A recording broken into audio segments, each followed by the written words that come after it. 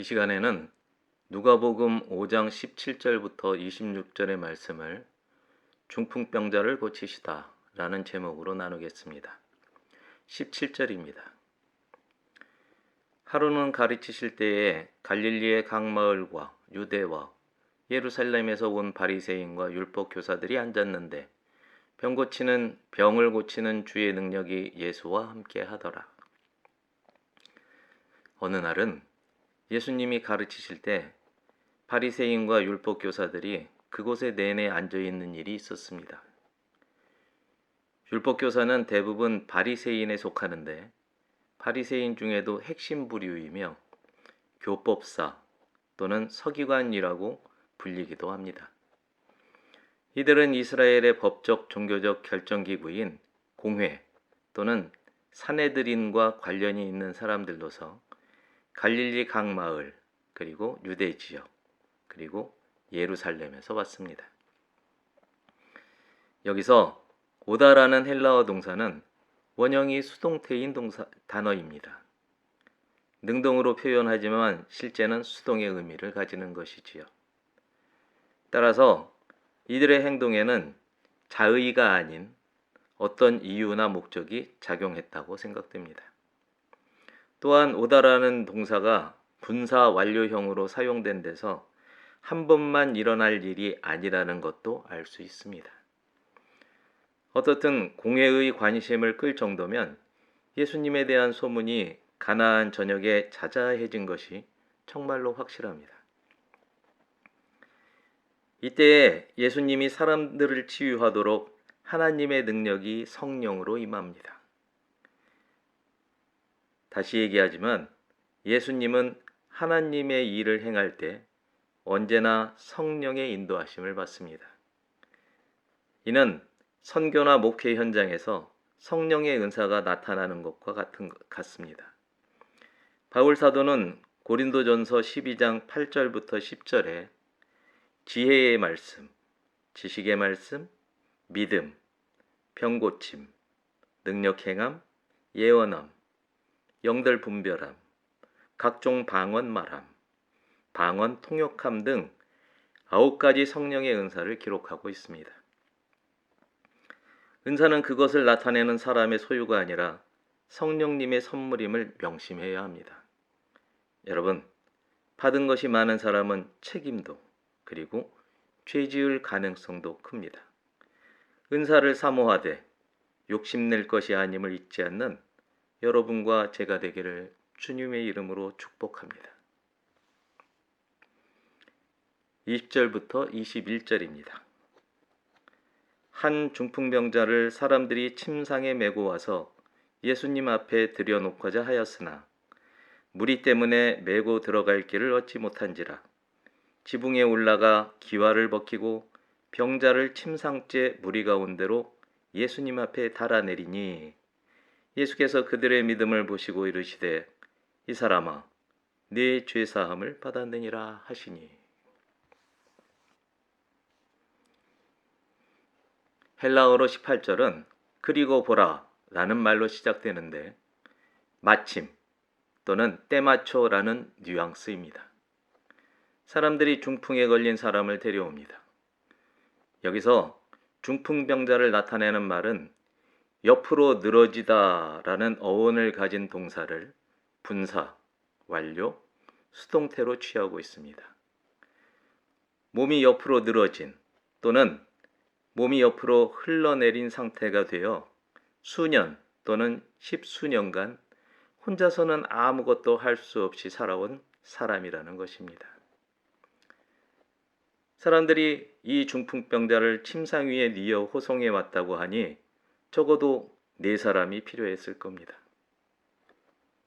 본문은 병자를 가리키는 사람이란 말에는 헬라어 안드로포스를 사용하고 병자를 데려온 사람들을 가리키는 말에는 헬라어 아네르를 사용합니다. 안드로포스가 관계성 또는 사회성 또는 공동체성을 강조하는 반면 아네르는 개체성을 강조합니다. 이는 이들 각자와 병자는 서로 아는 사이지만 병자를 데려온 사람들 각자는 서로 모르는 관계임을 알려줍니다. 이들은 운집한 사람들로 인해 그야말로 입추의 여지가 없었기 때문에 아주 특이한 방법을 사용합니다. 입추의 여지란 다른 말로 송곳을 세울 자리조차 이런 뜻이죠. 어떤 방법을 사용했냐면 지붕을 드러내고 중풍병자를 침상째 달아 예수님 앞으로 내린 것입니다. 20절은 이 상황에 대한 예수님의 응대입니다. 여기에 사용된 믿음이란 말은 사람들 사이에 존재하는 것이므로 충성, 충직 또는 성실이라는 의미로 보는 게 좋습니다. 병자를 호송해온 사람들과 병자가 예수님 앞에 오기까지는 적어도 병자와 개별적인 관계를 맺고 별개의 관계에 있던 네 사람 이상의 사람이 서로 만나고 서로 합의하에 병자를 호송해 오고 현장에서 예수님께 이르게 하는 과정이 필요합니다. 예수님은 이러한 과정 전체를 보았습니다. 그 과정에서 서로가 서로에게 보여준 충성된 자세를 본 것입니다. 충성은 용납하는 마음에서 출발하고 용납은 용서와 일맥상통합니다.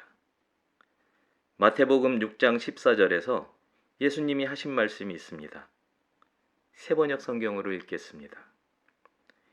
너희가 남의 잘못을 용서해 주면 너희 하늘아버지께서도 너희를 용서해 주실 것이다. 예수님이 중풍병자에게 하시는 말씀의 근거입니다. 예수님이 중풍병자에게 하신 이 말씀의 어감은 이렇습니다. 사람아, 너의 죄들이 너에게서 이미 용서함을 받았다. 여기서 사람아 라는 호칭에 사용된 단어 역시 관계성을 나타내는 안드로포스입니다. 이것은 중풍병자가 예수님에게 이를 수 있게 만든 관계성이 형성되었을 때에 이미 죄가 용서되었다는 말이 됩니다. 하나님 사랑과 이웃 사랑은 관계성을 대표하는 것입니다. 관계성의 마루, 곧 최고봉이라는 말입니다. 관계성의 유지와 공동체성이라 하는 사회성의 유지가 죄사함, 곧 하나님의 용서에 한 발 더 가까이 다가설 수 있음을 아는 여러분과 제가 되기를 주님의 이름으로 축복합니다. 21절부터 25절입니다. 서기관과 바리새인들이 생각하여 이르되 이 신성모독하는 자가 누구냐? 오직 하나님 외에 누가 능히 죄를 사하겠느냐? 예수께서 그 생각을 아시고 대답하여 이르시되 너희 마음에 무슨 생각을 하느냐? 내 죄사함을 받았느니라 하는 말과 일어나 걸어가라 하는 말이 어느 것이 쉽겠느냐? 그러나 인자가 땅에서 죄를 사하는 권세가 있는 줄을 너희로 알게 하리라 하시고 중풍병자에게 말씀하시되 내가 내게 이르노니 일어나 내 침상을 가지고 집으로 가라 하시매 그 사람이 그들 앞에서 곧 일어나 그 누웠던 것을 가지고 하나님께 영광을 돌리며 자기 집으로 돌아가니.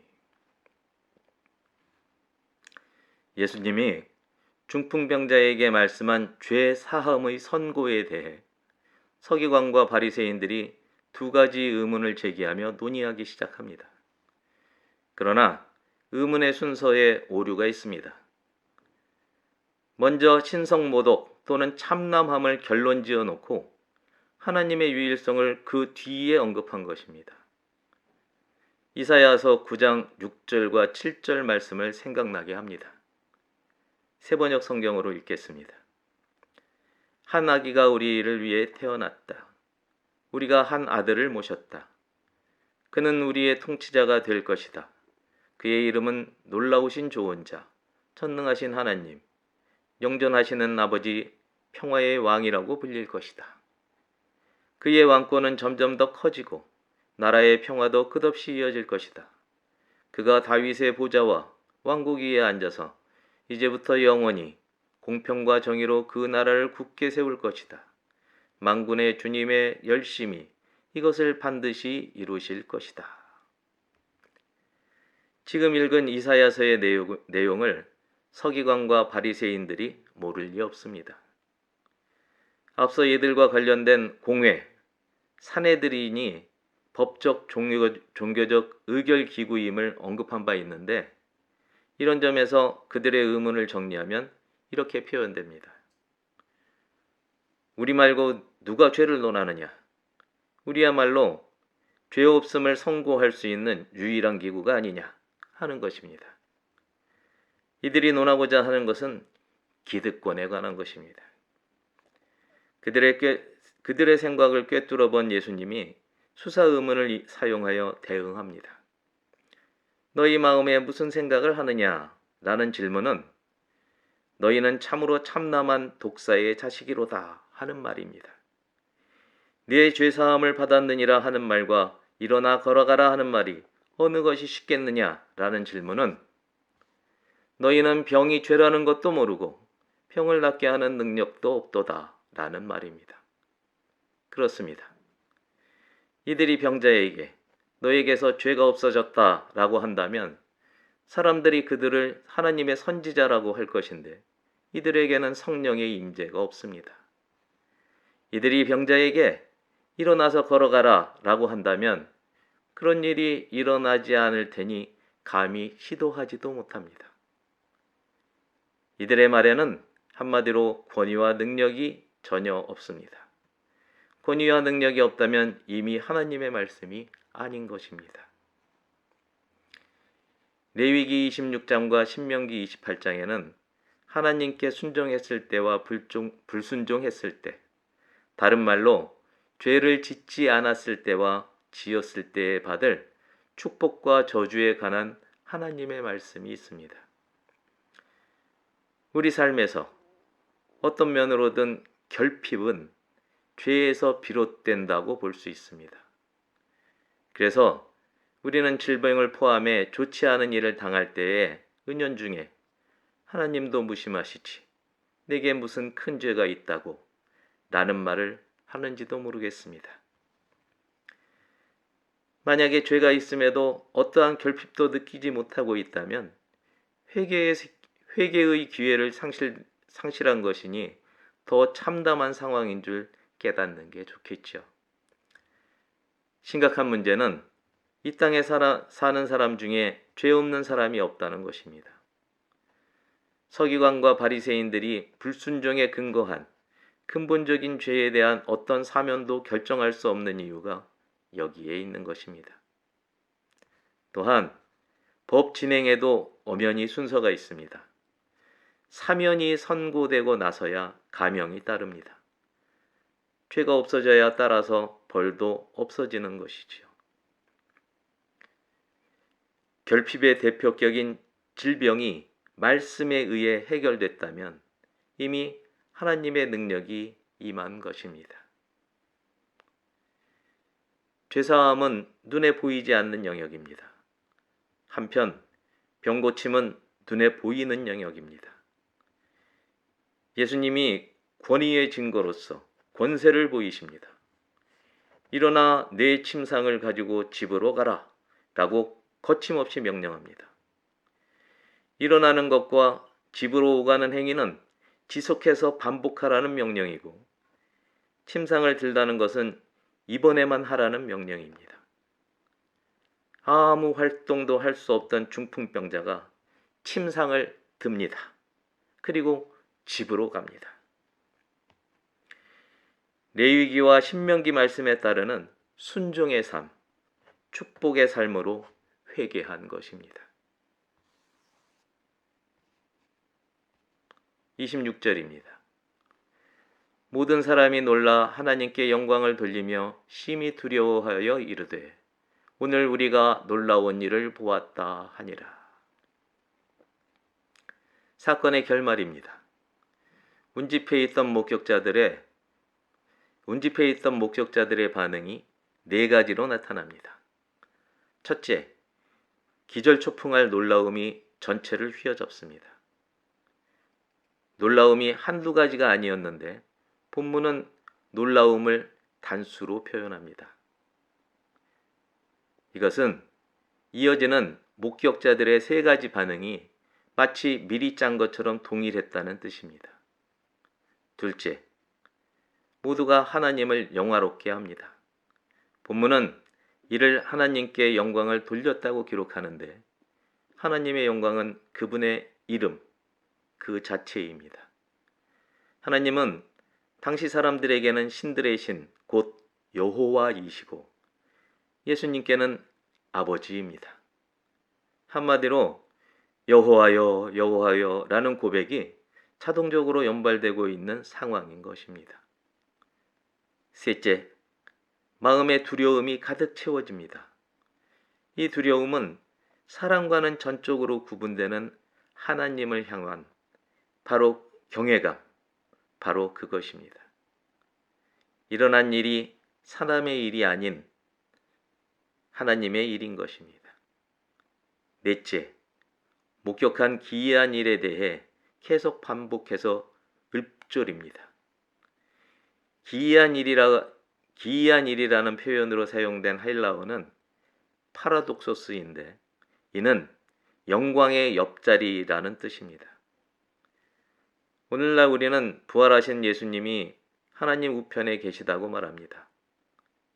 이렇게 받아들이면 하나님 아들의 일이 됩니다. 다른 의미에서는 하나님의 일에 버금가는 일이라고 생각할 수 있습니다.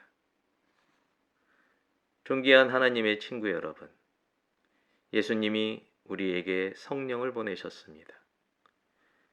성령의 충만함이 있다면 또는 예수님이 말씀하는 믿는 자에게 따르는 치유의 표적을 믿는다면 병든 사람이 낫도록 손을 얹읍시다. 손을 얹는 일은 우리의 일이요 병자가 낫는 일은 하나님의 일입니다. 하나님의 시간과 마침 우리가 그 일을 하는 시간이 만나 표적이 나타나기를 간구합시다. 단 한 번의 표적이 나타나지 않는다 하더라도 우리가 하나님의 말씀을 믿는다는 사실로 인해 하나님께 영광을 돌립시다. 이렇게 믿음에 따라 살아가는 여러분과 제가 되기를 주님의 이름으로 축복합니다. 기도하겠습니다.